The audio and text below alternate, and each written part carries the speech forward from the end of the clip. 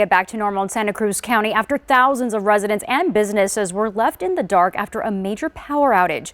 News 4 Tucson's Chorus Leinander joining us now with the latest on how many people are still being affected and how the community was able to come together. Chorus. Yeah, well, I can tell you here in Rio Rico, power lines like the one behind me finally have electricity flowing through them again. Residents in Rio Rico and most of Santa Cruz County now seeing their power restored. The latest number from Unisource, now less than 2,000 customers without power. The outages started early this morning as temperatures here dipped below 30 degrees. School canceled for the entirety of the day. Many people found themselves unable to go to work because most businesses were closed. More than 20,000 Santa Cruz County residents woke up in the dark and freezing cold this morning after a massive power outage. Didn't shower today.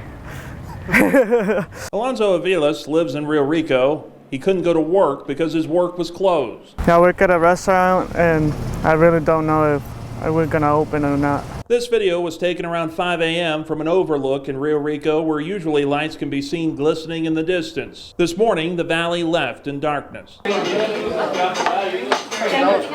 As most businesses had to close, Nichols Diner in Rio Rico remained open.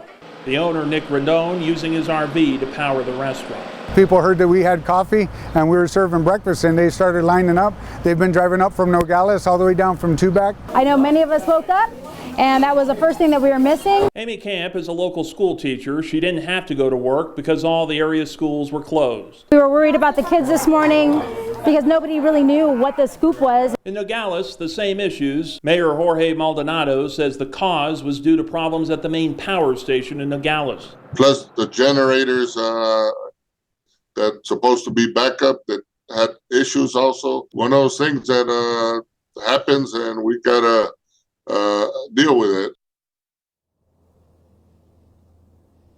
And I'll tell you, a big sigh of relief for a lot of folks now seeing their power start to be turned back on. Certainly disrupted a lot of people's days. Mayor Maldonado says what caused those problems at the power station exactly, he couldn't tell me. It remains under investigation. We'll update you as we learn more.